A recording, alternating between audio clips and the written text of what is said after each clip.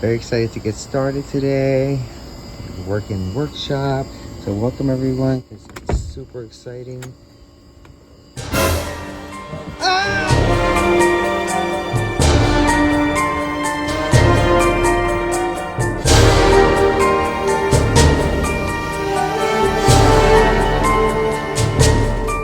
You don't want that sitting next to you at nighttime, alone at home. So let's make it. Have fun, shall we? Hi everyone, welcome back to Smartyink workshop. Today we are bringing you the exorcist style latex mask. Hope it scares everybody as much as it scared me. We had a lot of fun making this mask. It was my very first mask sculpt, and I decided to redo it and repaint it and see how much I've improved over the last year and a half of mask making. So super pumped to show everyone the results and the process and how we got here. So thank you for joining us again, and I will keep this intro super short. Let's get started.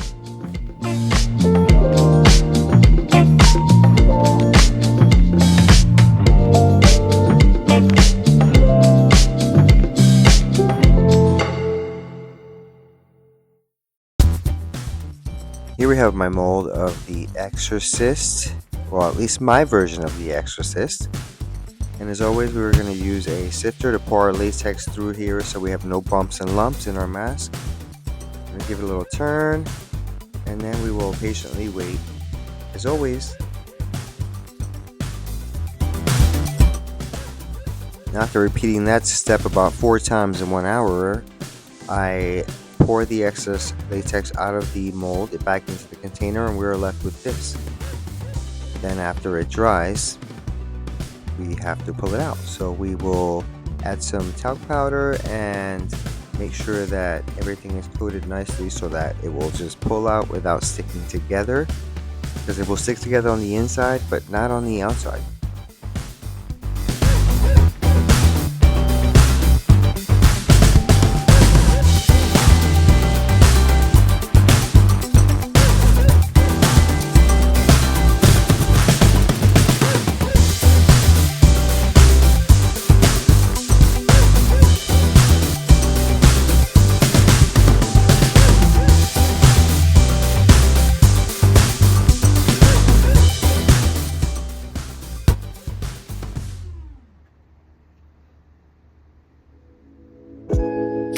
I like to mark out where the eyes are going to be so that when I punch the eye holes, they won't end up in weird places. And also on the top of the head where I give extra ventilation holes, we'll punch them out. Here she is with her eyes cut out, ready for more prepping. And by the way, it's raining outside, and it is very appropriate for this mask today. We're going to cut out a couple little bubbles she has here. We're lucky this mask, the mold may be old, but the mask is pretty smooth, and we only have a couple little dents to cut out. And we will cut out a little neck space for the wearer to have, because this mask is pretty deep into the neck, and you don't want that cutting into you all night long.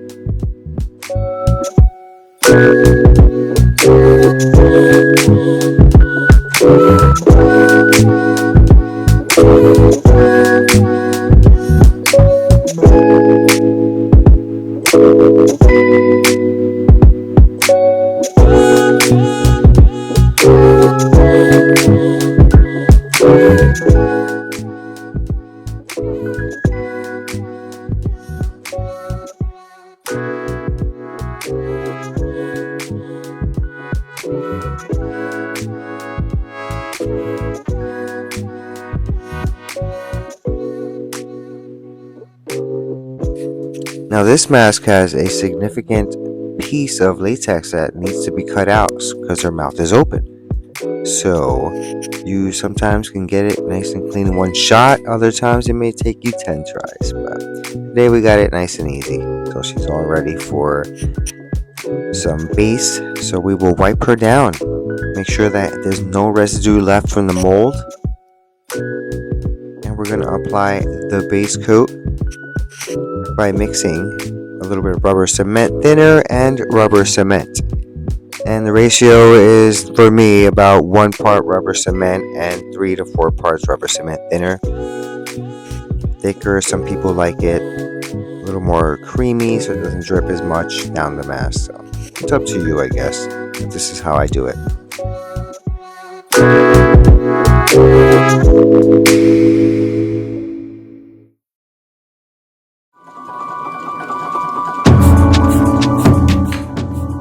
Now we finally get to add some color to this possessed woman.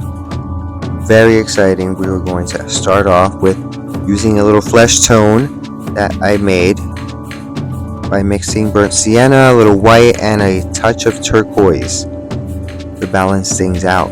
So we're going to just lightly spray that. We don't want to coat it completely because we're going to use some of the lightness of this latex to complement our paint color.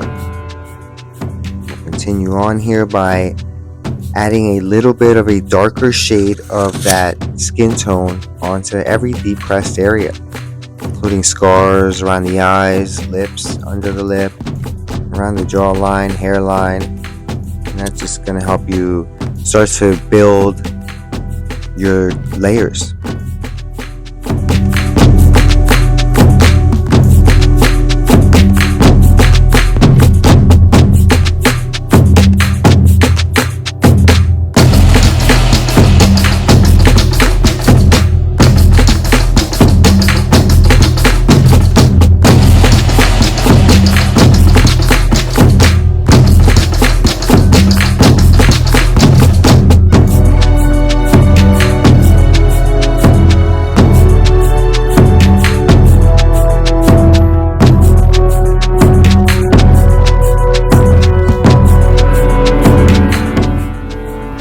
She may look a little weird to you right now, but she will start looking super cool and bruised up shortly when we start to add the next color and add another layer of color, as you will see.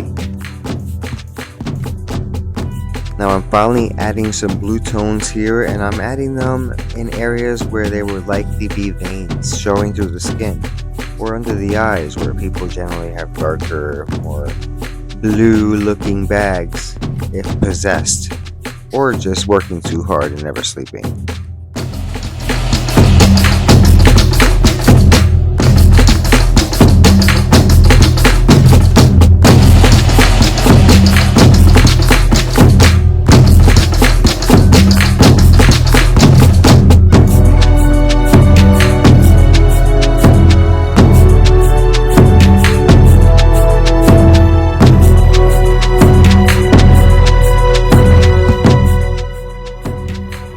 Alright, we're adding violet to the areas where I feel like adding the violet to.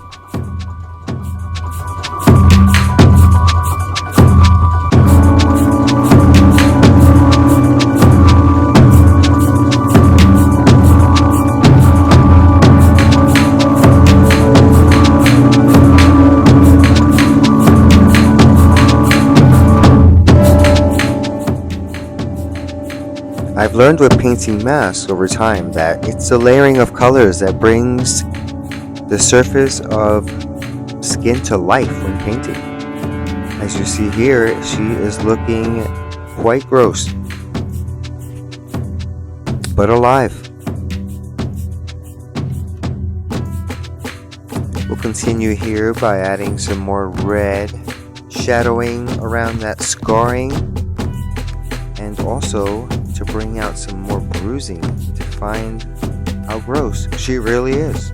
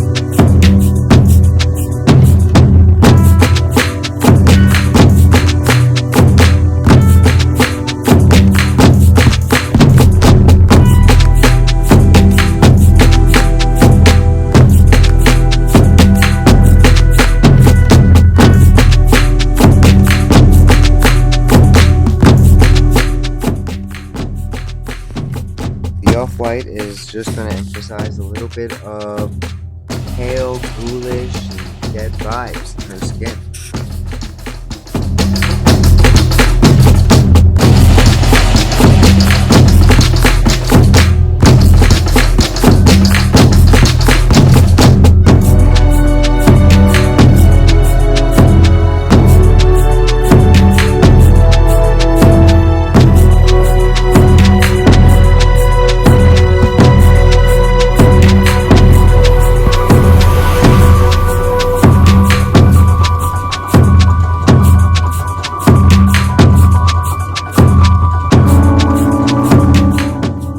Now, using the same color I used for the highlight, we're going to fill in the sclera in the eyeball.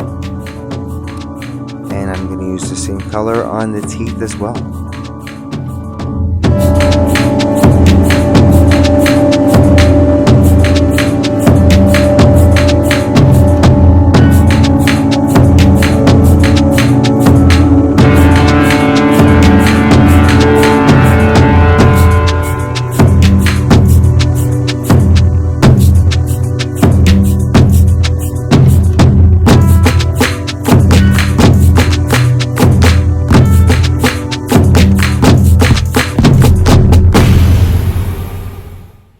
For the last touch on the skin, I will go back over it very lightly in small areas with the original starting skin color that I mixed up earlier.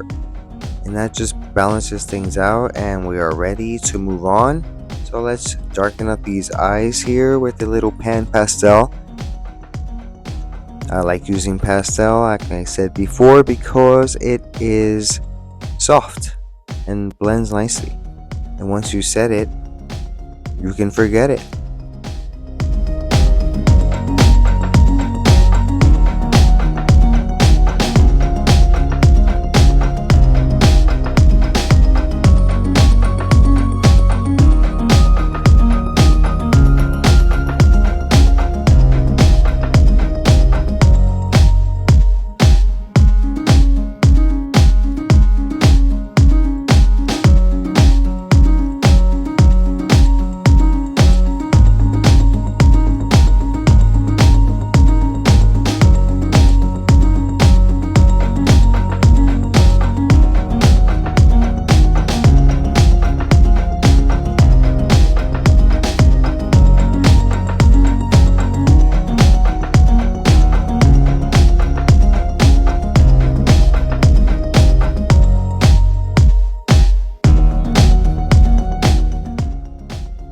Now I continue to go back and forth between the eyes with the black pastel until it feels balanced to me, and making sure that in between applications you use your blow dryer to get rid of the excess powder from the remaining pastel. You don't want it smearing all over your mask.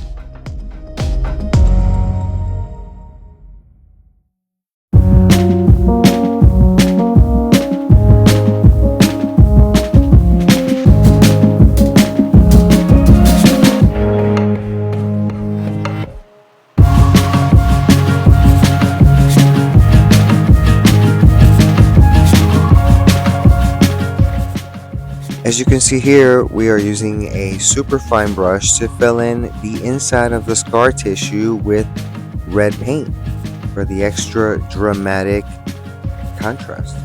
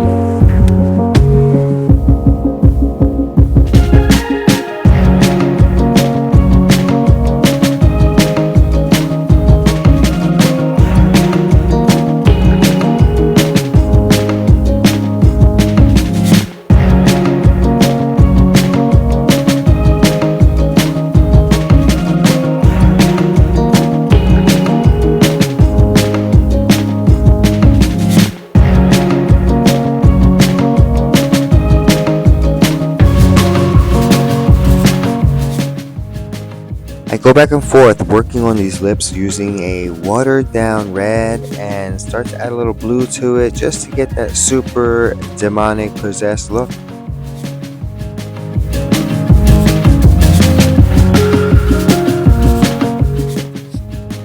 Continuing on with the eyes, we are outlining a nice, even, thin, clean line around the pupil, making sure that it is even in circumference around the eye hole. Might take you a couple of tries. Sometimes I get lucky. This time I think it was a nice, easy application for me.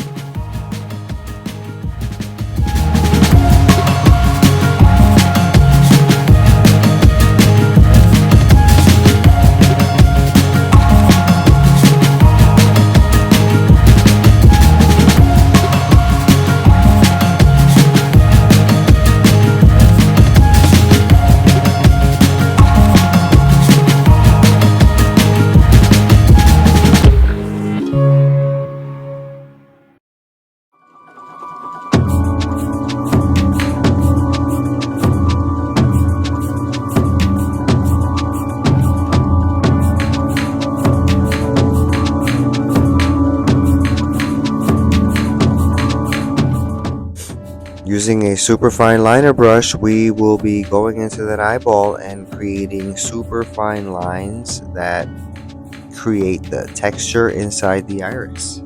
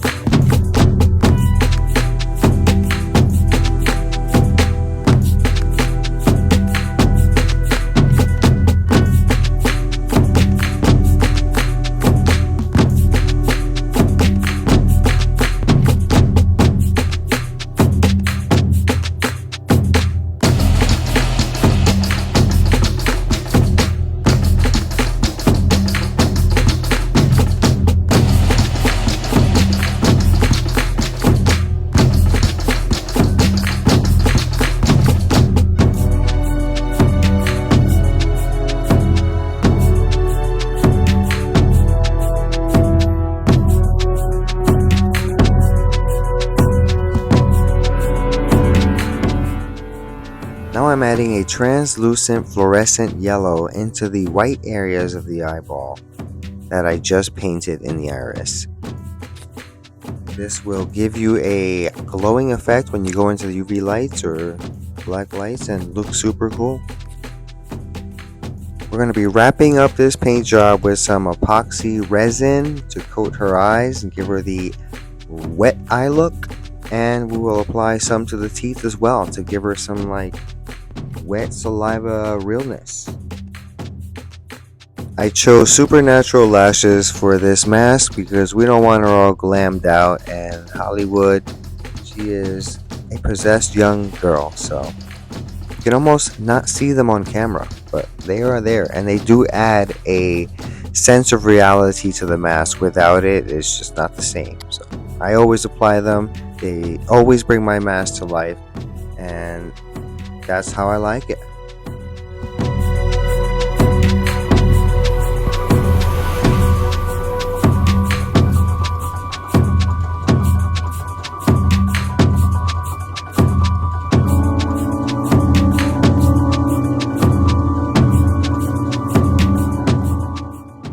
And this is what we have ended up with. Now she is ready for some hair.